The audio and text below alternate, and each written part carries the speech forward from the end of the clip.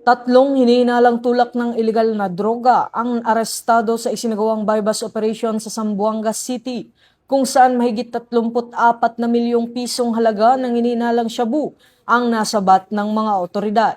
Kinilalang mga sospek sa alias na Kasmir, Adong at Ardison. Napawang na aresto sa basement parking lot ng isang mall sa Barangay Zone 4 nitong Martes ng hapon.